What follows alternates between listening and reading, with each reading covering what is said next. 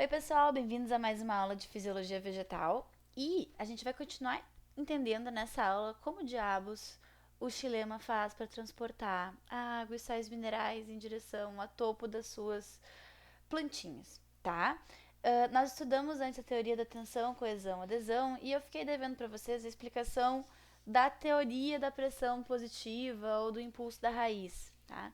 Gente, para que vocês consigam entender, vocês vão ter que voltar ao nosso primeiro vídeo de fisiologia vegetal e dar uma revisadinha ali naquela estrutura que a gente fala de transporte de seiva, que a gente fala ali em via apoplástica, via simplástica, enfim. Naquele vídeo a gente conversou uma série de fatores, né? Deixa eu pegar mais um papelzinho aqui para não entregar o ouro logo de cara. Uma série de fatores. A gente falou, por exemplo, que as plantas, né, nas suas raízes, apresentam células que são capazes de fazer transporte ativo. Ou seja, elas conseguem bombear do lado de fora da planta para o lado de dentro, né, da raiz, para dentro das suas células, uma quantidade incrível, né, de minerais. Isso faz com que essas células, por bombear ativamente, lembra que isso aqui significa com gasto de ATP, né? Enfim, mas isso aqui, pessoal, faz com que essas células, por ter muito mineral dentro de si, elas fiquem muito concentradas. Faltou um tio aqui.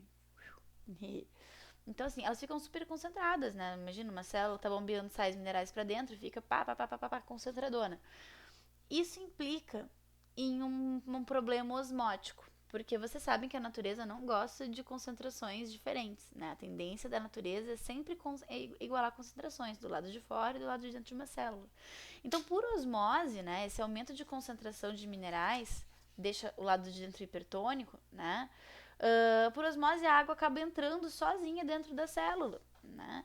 Então, quando tu deixa a célula muito concentrada, acontece uma grande entrada de água por osmose dentro da célula, né? E essa grande quantidade de água que entra na célula acaba literalmente, pessoal, empurrando a seiva bruta para a próxima célula, para a célula adjacente, tá? Então, por exemplo, se aqui tu teria duas células, uma perto da outra, essa daqui estava toda concentrada, quando ela fica concentrada, ela absorve água. A água, ela acaba fazendo com que essa próxima célula bombeie esses sais minerais em direção ao seu citoplasma. Daí ela fica concentrada e a água vai entrando célula a célula até que se atinja lá o xilema, né, aquele vaso que a gente conversou. Então, pessoal, como os sais minerais vão deixando esses ambientes concentrados, a água ela vai entrando e vai literalmente empurrando, né, os sais minerais planta acima. Tudo isso, além, né, dessa questão osmótica, né, de diferença de concentração, também é auxiliado em função da capilaridade, propriedade da água, né? O que a capilaridade diz? Diz que polar e polar, né, se atraem, enfim. Então, o que acontece? A água é polar, a parede do xilema também é polar, essas moléculas interagem. E como existe coesão entre as moléculas de água, se uma molécula de água aqui se adere ao xilema, aqui um pouquinho mais em cima, que bom que não tá dando pra entender nada que eu tô escrevendo, né? Deixa eu agitar.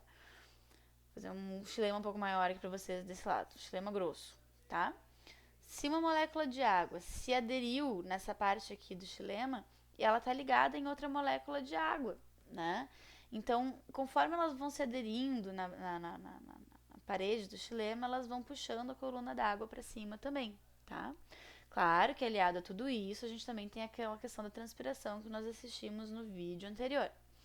Mas, às vezes, só essa pressão positiva, né, esse impulso que a água dá desde a raiz, é suficiente para que a água consiga chegar nas folhas, né?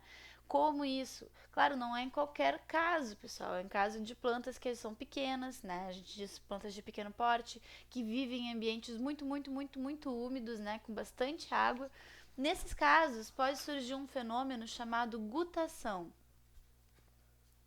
A gutação ocorre quando a água chega a perder, quando a planta chega a perder água líquida pelas suas folhas, tá?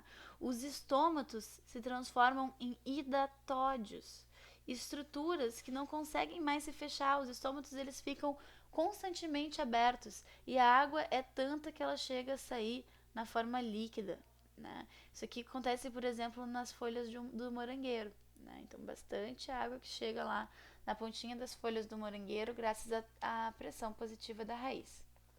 Certo, gente? Um beijo e até!